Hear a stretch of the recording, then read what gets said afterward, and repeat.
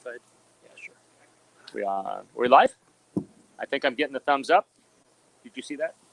Yeah, sure. I think There she is. 2 thumbs up. Hello. All right. Hello out there. So welcome again to another fabulous edition. This is this is a glorious spring day. It's a little cool, but it's definitely the month of May. We're tending a loaf of bread, so we're watching it closely. It's hitting the final. We're on final approach for our loaf of bread. We're going to do a couple of things today. I'm Jim. Jonathan. Yep. But you guys should know by now, I think. Yes. There won't be a quiz. So today we're talking about we're going to be tasting through the Merlot. Obviously, we've already kind of gotten into it a little bit to compare and contrast tasting notes. So cheers out there. I hope you're grabbing a bottle of our wine.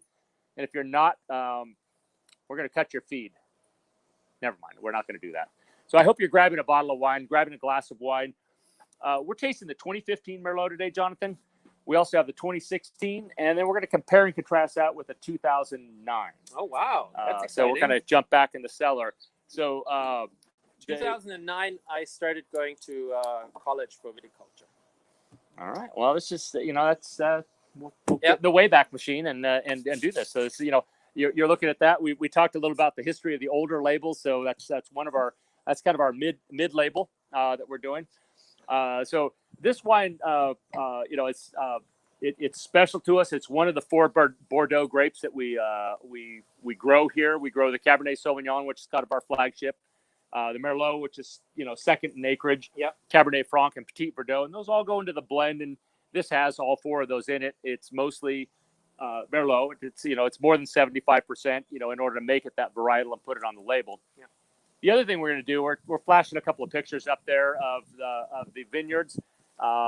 That's actually block 6 and block 6 Chardonnay, but it's block the Merlot is just below that. But right, it's adjacent. Some beautiful pictures of the Merlot grapes. The really long, long clusters on that. Yeah, people joke, when you harvest Merlot, you ought to wear steel toe shoe boots because the clusters are so heavy. Yeah, they are big clusters. Some of our best footages of those grapes are just ginormous clusters. But the other thing we're going to do, we did a great cooking demonstration last week. 3 continents. That was really good. Yeah. Lot of fun, and we had Juan Pablo join us from the Malbec. Hope you enjoyed that. Jonathan brought some kind of cuisine from Germany, and of course, I represented the Western Hemisphere, Northern Hemisphere here. But we got a lot of questions about the roasted garlic, I think. We did. So we're going to focus on that. And so we have prepared here some roasted garlic. It's a staple in my kitchen. It's become a staple in the House Family Vineyard kitchen that we serve. It's kind of it's something that we tie through most all of the things on our menu. It's also, I think, we were talking earlier about a staple in Germany. It's works there too. I mean, garlic is, I guess, it's partially linked to Mediterranean cuisine has become so popular, and garlic has been used for a long, long time in Germany too. And I remember as a small boy, at the dinner table, usually we eat a cold dinner in Germany, like bread, cold cuts, cheese. But my father and I had this ritual where at the end of the dinner, we would roast a couple of slices of that dark rye bread we used to eat until it was almost crisp. Then we took a raw clove of garlic and sort of ground it on that crispy bread, put a little bit of butter, pepper, and salt on it. And we always had sort of like a competition going who could put like the most garlic into it and still eat it. So does that have anything to do with the Transylvania stories that he told you about vampires? Because I'm quite certain that I never got bitten or anything. So I guess so. It's true. It works. At least anecdotally. All right. So we got into this. What we're going to do is I'm going to show you a quick demonstration of how I do the roasted garlic. A couple different ways. I pre-prepared some roasted garlic. I think they even gave me a cool little device over here. And I know you're seeing my props here, but so this is the roasted garlic up close. I don't know if we're able to get an up close picture of that. So that is done early on. Those are peppercorns in there, not cloves like like Jeanette thought. She's like, well, that was interesting. You put cloves in there. I said, well, actually peppercorns, but we could try cloves someday. So we got a nice cheese board, a little bit of chorizo going there. And then we've got a nice loaf of bread that we're going to pull out. It's just, I think that's, I think we can pronounce that. Yeah, I think so. Yeah. And then what I have here is I'm going to bring this one over. So this is what I would call a campfire style. And so I did this just basically in aluminum foil just to show you how simple this is. And I roasted this with a little bit of rosemary. If all I need is a fire, and I could put this in a little bit of aluminum foil or some sort of vessel that's not going to burn up. And I roasted this. Took about an hour, nice and soft. So you can see the texture is very similar to this. I was a little more controlled, obviously, on the stove, but it certainly works well, and it would be great. So now I'm going to jump back to the regular camera and show you a quick demonstration here. So you can use a couple different vessels in our wood-fired oven. I'm going to use cast iron because it's so nice and heavy. I've got basically raw cloves of garlic, some oil. You can use olive oil. You can use canola, some kind of neutral oil. I wouldn't use a sesame oil or anything. Doesn't take the heat so well. Huh? Yeah, or that overpowers the flavor. Yeah. I prefer a little bit of peppercorns in my in my roasted garlic. Gives it a little bit of body, and then you could throw in some herbs for a little bit of aromatics. Thyme. This is a little bit of rosemary grabbed from the garden right back there, and then this literally is just going to sit. I'm going to sit this in the door. We're going to get it cooking for a few minutes. And I think we should do an update on the vineyards. Oh yeah, let's go over there. There's actually stuff happening. All right, so I'm gonna grab the our fun device. So am I back on this camera? All right, so here we go. We're heading out to the vineyard. So I'm gonna let Jonathan take the lead. This is our Merlot vineyard. We thought it was appropriate to talk about the Merlot vineyard while we're here, and we looked at there's a couple different rows here. Beautiful sun. Whoa, as I fall. I think it was the next row, two rows over. Oh yeah, over here. There's a better view over here. Yep. So as Jim said, so this is a Merlot vineyard. It's if you look at the trunks, you can see it's still a young vineyard. The trunks are just about the size of my thumb. Okay, I have big thumbs, but so planted 3 years ago, and right now. Bloom is happening. We talked about that last week, and many people wondered how does a vine flower look like. And so if I open the canopy a little bit here, so this is a vine inflorescence. So the whole structure is called an inflorescence. Those tiny little... Looks like a little cluster of grapes. Exactly. And those tiny little buds here, these are flower buds. So this inflorescence has not started to flower yet. Whereas if we move a little bit forward, these guys, you can see that they just start to flower. So here you see the tiny little an anther. So that's the male parts, and the female parts of the flower are right in there. And if you think about, so you have the anthers, you have the female parts, but there are no petals. Vine flowers do not have petals. They lost them in their evolution. They still have a scent. So if I go they're beautiful close to it, it's like a very subtle smell. Yep. Smell a little bit like muscadine grapes. Or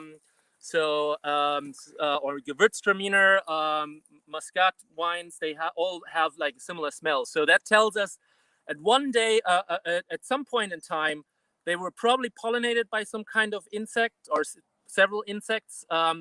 But over its evolution, it kind of lost the need of that. So it lost the petals. So there's no flashing colors to attract insects anymore. But there's still it still produces a scent. And sometimes you'll see a bee here and there making its way into the canopy. But most of the time, they actually pollinate themselves. And so pollinators are not as important here. However, good weather is. And I made the comment last week. The moment it started flowering, we got a little bit of rain, even here in California. So that is always, makes me a little bit nervous, because if those get wet, then we can get rot right into the flower, or the pollination is not as well. But I think we cleared it. So Yeah, it Fingers wasn't crossed. too bad of a rain. Yeah. Last year was a little bit worse. It was colder, and Yeah, last year was not so great. we escaped that. Didn't get shatter in there, so I think we're gonna do all right with this one. Right. So yeah, and then so if you, a little bit the bigger picture, if you look at the canopy or at the leaves themselves, so they're there is something called sort of like a botanic discipline where you tell the variety of the leaves, but of the plants by looking at the leaves. And so one of them is, we have these like really pronounced 5 lobes, and then these deep bays. If this was a Burgundy variety, a Pinot, these bays would not be so deep, but you would still have these sort of like pentagon kind of shape. But the deeper lobes you have in many of the Cabernet and Merlot varieties. And then here is a tiny little telltale sign. You see this little tooth in the bay, deep down in the bay, and that you usually only have with Cabernet and Merlot. So that is, the next time you're at the vineyard, you want to show off with your friends, keep that in mind. All right, great parlor tricks, exactly, or it's all about that. It may win you a glass of wine, right? It's all about the show. And so to give you an idea what's happening these days, what we mostly do is tucking the shoots. So we have the canopy, and we want that all the shoots obviously grow nice up and straight. So we go through and put those shoots in and make sure that they're all growing nice up vertically. We don't get sort of like a big thicket, and we don't get enough sunlight to the grapes, and we don't get any rot in there, and that's why we're doing that. So that's known as a VSP, or vertical shoot positioning style vineyard, that we grow. And I can show you, I'm behind the camera here, but if you look at this vine row, it's very thin and narrow.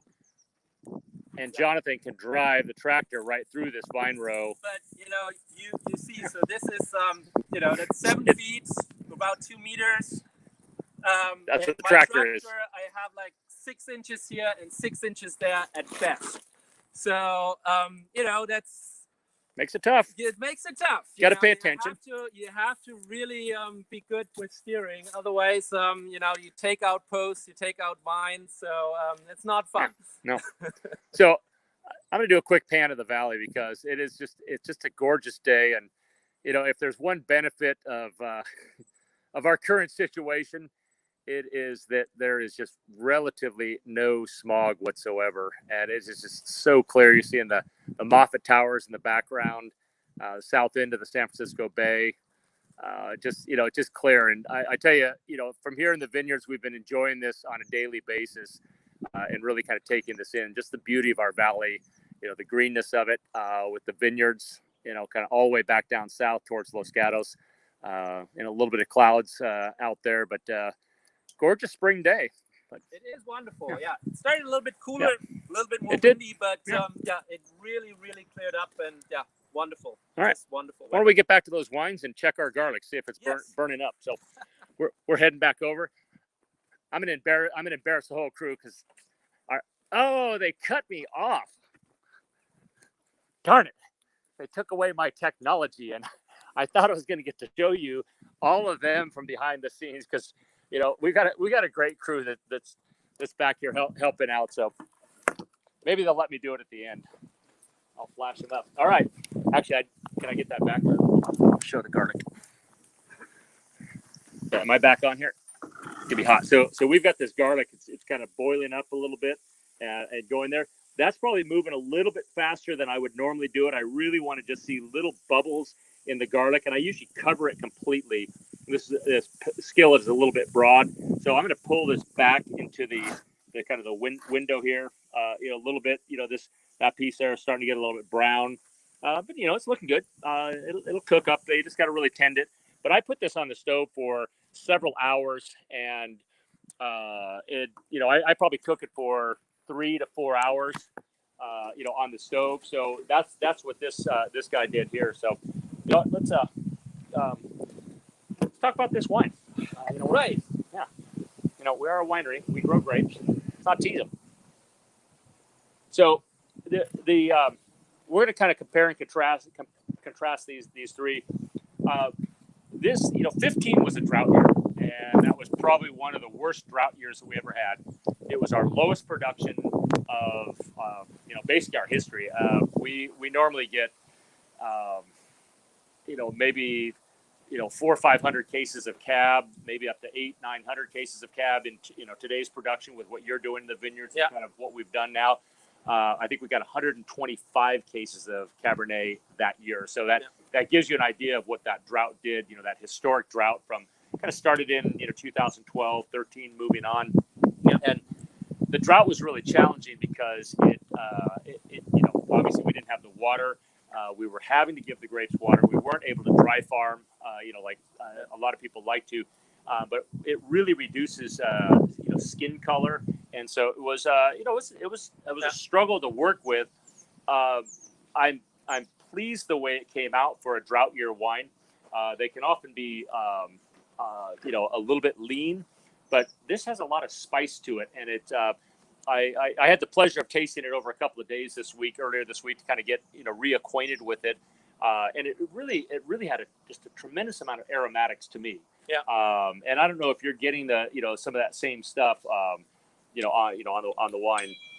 Yeah, I agree. I mean, it does not have it's not very fruit forward. There's sort of like red fruits, maybe like very dark and faint in the background, but I agree there's some more of spiciness, maybe a little bit of allspice, I would say. I definitely get the baking spice in there. But that's just that's a challenge with drought years, because usually intuitively you would say you have less of a yield, so you should get more higher quality, more darker concentration, more concentration. But if you have really hot dry years, your skins almost get like baked, like microwaved, and they kind of don't have the ripeness and the color intensity to them, and so you really lose color, you lose complexity. So that's if it there is obviously a sweet spot between warmth, water, and sunlight, but if it gets too dry, in the end, they're plants, they need water, and then the quality will suffer too. By the way, we have some shout outs here. Mary says garlic goes great with Mexican food. I totally agree with that. Your mom's on too. My mother is there Hello. too. Hello. I mean, it's amazing. She is, keep in mind, my mother is in Germany, so it's like 2:00 in the morning there. And she has been on every of our videos, even on those where I wasn't part of. And so, certainly one of our most loyal fans, if you will, getting up at 2:00 in the morning. My mom is on too. And yeah, but it's not 2:00 in the morning in San Diego. It's not 2:00 in the morning too. But never mind. Hi, Jim's mom too. but my mom doesn't. Garlic and Merlot are probably two of her least favorite things on the planet. And, it's always too strong, and I can't start a meal without garlic. And there's often Merlot around, so. Anyways, we're not eating this all tonight, Mom, but you'd be welcome to join us. I know it burns your throat, as you say, but bless your heart. And we're glad that you're enjoying the view, Teresa, wherever you are. So let's cut into the spread. Oh yeah. And then, I think. Should we just do it like a Christian version and break it? We can break bread. Got that open. Oh wow! I had a knife. Look at that. Do we? I don't know whether we have a view of that. Steaming. Perfect. Yeah. Wonderful. Yeah. All right. So one for you, one for me. All right. And then I just keep doing this until I have 5,000 pieces for everyone. Yep, and I'll do the fish. So the roasted garlic. The fun thing about that is this. I just love taking a clove of it and putting it on, and if you look at that, it basically spreads like butter. Yeah, it is exactly. It's so soft. Yeah, it's just a lot of fun to use. It's a great staple. So how I use this in my kitchen is, I use it in pasta. I use it as a dressing. I use it, for salads. I'll mash up a couple cloves and of this with a little oil. I throw some salt, a little cracked pepper in there, and I put it over the greens. And it's just, it's a phenomenal dressing. Maybe a little balsamic, whatever vinegar, a little acid, maybe a little wine, red wine vinegar. Yeah, that's interesting. No, I would definitely say in Germany we cook more with fresh garlic in that regard. Like for the salad dressing, we'd use fresh garlic. But yeah, I'll definitely give that a try too. So you say that's a staple. So once you have that, can you then just, I don't know, put it in a mason jar in a fridge and? Well, I leave this out. It doesn't last very long, but I leave it out for, maybe a week, a small amount, but I do use quite a bit. It can sit on the counter at room temperature. And if I run out of oil, I can add a little bit of garlic. I can add a little olive oil to that. It sits overnight and kind of steeps, and it'll reflavor the oil, and I can get a little bit more, stretch it out just a little bit. I mean, this is amazing. Yeah. All right. Looks like Jesse's out there. I got the mayor saying hello. Jesse, look forward to joining you for a glass of wine. And good to see you out there. So I think I'm about ready to go to the 16th. All right. Yeah. Let's do it. So, this is still, this 15 is still developing in the glass. And so just so you know, this 15 is it's a library wine. It's a library wine now. And are we trying? They're telling us to get this in the picture. Okay. Give us some direction. Why don't you just say so? Why just yell it out? Exactly. I mean, it's not like you're otherwise not yelling at us. Perfect. So are we good? All right. Looks like we're good. So the 15, it's actually a library wine. Aaron told me, our cellar master told me that we do have some cases of that available. It's tasting, the tannins are going to have that. I would say because of the drought year, it's probably not going to live, the real lengthy, length that some of the, it has a shortened lifespan. Yeah, a little bit shorter, 10 years. So I think this is really in its drinking window now. And I think this is a wine that, as I look at the cellar, I mean, I would love to say that they're all just these really super long aging wines, but, I also have to face the fact that, it was a drought. That's what Mother Nature delivered, and it's delivering beautiful aromas. I was really impressed the other night. I sat and spent some time with it, and it just kept developing in the glass. And I just kept writing down notes and took, everything I was smelling and, the aromas and the kind of the textures. And it had some nice tannins that are going to keep it going for a while. But this thing is, it's in its window now. Yeah. So it's, and we have some cases available. So we're going to put that out there, get that on the website. For sale. So if you want a library wine to grab that, something that's ready to drink now, that you can open, that's your wine there. Well, then, So now we have the 16. Thank you. See, I did that two things at once. I was drinking and I'm so proud of you. Yeah, I know. Pretty good. So this is the 16. So this is not yet released. Now, while still a drought year wine, because as you well know, that the vines this year are building all their nutrients for next year. So really, the foundation of what we're putting in that vineyard is an investment to the future. And so, what we were putting in 15, we harvested in 16, and 16 is 17. So we still play some catch up. So it's it's kind of like paying things forward. And so even in 16, as I look at the color and I'm tasting this, it's still manifesting as what I would call a drought year wine. And but it's a little bit more reserved in some of those aromatics, but a little deeper in color and texture. The tannins are a little silkier to me. It's so hard with the wind going here, and it's so tough, but it's sometimes so difficult to really smell the wine. I'm not trying to be secretive. It's just, trying to catch all those aromas. But those aromas are developing in there. I mean, it is due to be released. It's a deeper. It is darker, and it's a little more depth in terms of the overall character of the wine. Yeah. I agree. It definitely is more present than the 15. A little bit more vibrant. Tannins, I agree, definitely silky, very nice, very tasty, almost mouth-watering. hint of sweetness in there, I think, but that may also be because I just had like a whole clove of garlic. Thinking about how are these guys doing? I think that that's along. toasting along well. So, jumping back to the garlic, I typically do this in a more of an aluminum style. No like shout out to all saucepan, clad, high end cookware, and I do it so it's well covered. Put it on as low as I can possibly get it, and if you can't get it super low, you can always use a trick of pulling the pot off the fire a little bit, so it's only touching part of the fire, and then rotating it. Maybe set a timer and come back and visit it, especially now during, if you're working from home, it's great to smell that all afternoon. Yeah. It's a wonder. It really warms the house up, to smell that and kind of makes your mouth water for dinner.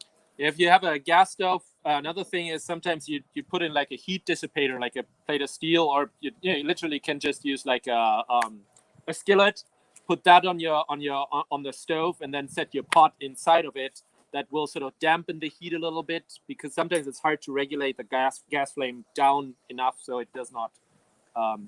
So that's how I actually did this garlic today in our commercial kitchen. Is I actually used this skillet with a thinner pan, and I put it on there and just put it on low and slow. And this cast iron was a heat dissipator, and you can see this cast iron. I can handle it by hand, and it's still boiling. We're still getting boiling and bubbling, yeah. But that's kind of how you want to do it. And I'm gonna have to turn these over, but that's what I'm looking for in roasting that garlic. So it's just really a cool cooking, and you just want to go low and slow. If you go too fast, the cloves will get really hard on the outside. They'll burn. They get bitter. Real bitter. Yeah. They're not desirable. Yeah. I just want them as slow as possible, and then they spread like butter, and it's just perfect. So. I'm enjoying that. Yeah, I mean it's really nice. I'm looking forward to its release. Release on that. That's coming up. I think. Aaron's not here, but I think we're releasing that relatively soon in the next couple months. And just a quick update. I know everybody's clamoring to get back together and get back out to our vineyards. Well, I'm already here. So, but people would love to get back out here, and we're doing some improvements. We're really making some nice open space that people can get out, stretch their legs, safely enjoy a glass of wine, stay away from other people, and just enjoy the beauty of the valley, the beauty of our wines and our setting. I can't give you a timeline, but I'm thinking weeks. I'm hoping weeks. I would love to see all you back here, but that's where we're at for today. Yeah. So. Hope for the best. Want to try the 2009? Oh yeah, that would be exciting. Wonder whether you guys can see the color of the vine of the wine here. The 9, and then we can compare. And so the 9 was the 2009. Here, let me put. So this is a kind of a trick, is to put a white background on there. So in my hand, this is the 2009. This is the 16, and so you're getting a good view of that. So it's about the same amount, and you notice the color is almost identical, and you wouldn't really think that was that they would be the same color, given that they're 7 years apart. The 16 should be a whole lot darker, but because these are kind of drought year wines, as Jonathan talked about and I talked about. The skins weren't, they were thinner. They get kind of cooked if it's so hot, and they're not so thick exactly. Right. But it does give off really interesting flavors that honestly won't come. I hope I don't have to see this again. A drought again in my lifetime. But it does give gives off interesting flavors, and that's what I think is the beauty of wine, is the vintage to vintage differences. That it's not the same. If I'm drinking a beer, maybe a Sierra Nevada Pale Ale, I know what that's going to taste like, and that should taste like the same when I was in college to today. But these wines, the beauty of them is that each year they're different. You're traveling back to a very specific place, a time in history, and these were our drought years, and there's some wonderful flavors. In 2009, we normally get maybe 22 inches of rain or so. I think we got about 19 or so inches of rain. So it was close. You know, it wasn't it wasn't a a banner year, but it certainly was well within what we should have gotten. So these grapes were they got plenty of water, the right amount on there, and you can see in the color, that's the color I kind of expect. It's got it's holding nicely. This is a little more classic Bordeaux with the kind of the armchair, the leather, kind of the darker, earthier tones. Yeah, definitely. The fruit has faded back in it. But in a 11-year-old wine, that is also absolutely it's to be expected. To be expected.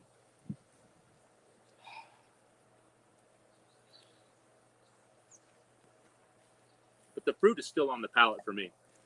I'm still getting that dark fruit. Really nice textures in there. Good acidity in it. Yeah, too. Yeah. Pulling in there. So it's with the right amount of rain, we're able to harvest kind of on time, and and that makes a difference because the pH of the wines, that's all the acid that's going to continue to rise over time. If we could harvest at the right time, that we can keep that acid in there, which keeps it fresh. And as I think we've talked about this before, the acid in the wine is so important. It's a palate cleanser. It's something that it washes in your mouth, cleanses your mouth, makes you want the next bite. And so we've got some of these beautiful cheeses here, these kind of bries, some triple creams, some French cheeses. We've got even a Spanish chorizo. It's really fun. I like the Spanish chorizo with these two wines, the younger wines, because it really livens my mouth up. When I tasted a piece of that, tasted the wine, and it kind of just really explodes with all the different smoky spices with that. So it's really fun where the older ones can work with some of the creamier cheeses, but that acid cuts through that. And, particularly if you have like very fatty foods like the cheese or like the oil cooked garlic, and then it's something with this nice acidity sort of cuts through that, cleanses your palate, and works just wonderful. So anyways, this is a cooking demonstration, wine tasting. We're here in the vineyard updates. So you're getting kind of a little viticulture, a little enology, a little culinary art. So kind of full bore. So I hope we've brought something that you can take into your kitchen. This staple it's certainly in my kitchen. It's certainly in the House Family Vineyards kitchen that we use, constantly. It's just it's something that we literally have gallons of this around that we serve. And, it's like, I don't know what I'd do in my kitchen if I couldn't start a meal without garlic. And it's just, just a beautiful thing. So, anyways, I've enjoyed this segment, and, me too. We'll be back next week, with, again, if you have suggestions or more questions about, what you want to hear or learn, let us know. Otherwise, we'll do just something we have fun with. But, And again, these wines are all available. The 15 is available, even though it's library. We're gonna allocate some cases out, to kind of push this out, because I think it's really within its drinking window. As I came back and revisited, and I said, you know what, let's get this thing out and get it going. We look forward to having you back in a safe and healthy way. We hope you're safe and healthy at home, and enduring this. And we hope to have you back soon. So yeah, cheers. Cheers.